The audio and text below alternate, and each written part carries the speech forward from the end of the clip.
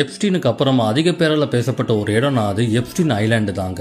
இந்த ஒரு ஐலாண்ட்ல தான் எப்ஸ்டீன் என்ன பண்ணிருக்கான், நிறைய குழந்தைங்களையும் பெண்களையும் கடத்திட்டு வந்து கட்டாயப்படுத்தி பெரிய பெரிய ஆளுங்களுக்கு விருந்தாக்கியிருக்கான். அப்படிப்பட்ட அந்த பிரைவேட் ஐலாண்ட் பத்தியும் அதுல எப்ஸ்டீன் என்ன மாதிரியான கொடுமையான விஷயங்கள் பண்ண அப்படின்றத பத்தியும் தான் இந்த வீடியோல நாம பேச போறோம். அமெரிக்காவோட ஒரு ஓரமா இருக்கிற இந்த குட்டி தீவுல தாங்க வரலாற்றுல இது வரைக்கும் பார்க்காத கொடுமையான விஷயங்கள்லாம் நடந்திருக்கு. 1998 வரைக்கும் இந்த ஐலாண்ட் யாருக்கும் தெரியாத ஒரு சாதாரணமான ஒரு இடமா தான் இருந்துச்சு. ஆனா எப்ஸ்டீன் 8 மில்லியன் கொடுத்து வாங்கினதுக்கு அப்புறம் அது எல்லாமே மொத்தமா மாறிடுச்சு. தீவுல கெஸ்ட் ஹவுஸ்களையும் ஹெலிபேடுகளையும் போட் டாக் ஏன் கடலின் சுத்திகரிப்பு மையத்தையும் கட்டி அந்த ஐலாண்ட் முழுக்க 70 ஃபுல் டைம் ஸ்டாஃபை வேலைக்கு வச்சான். சொல்ல போனா அவன் நினைச்சதெல்லாம் செய்யறதுக்கு அவனுக்குன்னு ஒரு சாம்ராஜ்யத்தை அவன் உருவாக்கிட்டு இருந்தான். ஆனா 2009 இருந்து 2012 வரைக்கும் அந்த ஐலாண்ட ஒரு விசித்திரமான ப்ளூ அண்ட் ஒயிட் காம்பினேஷன்ல ஒரு பில்டிங்கை கட்டினாங்க.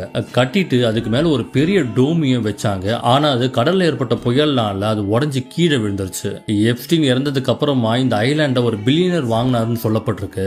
இப்போ அந்த ஐலாண்டுக்குள்ள யாருமே போறதில்ல. அது முழுக்க முழுக்க தனிமைப்படுத்தப்பட்டு இருக்குங்க. ஆனா அந்த ஐலாண்டை சுத்தி இன்னும் நிறைய மர்மங்கள் வந்துட்டு தான் இருக்கு.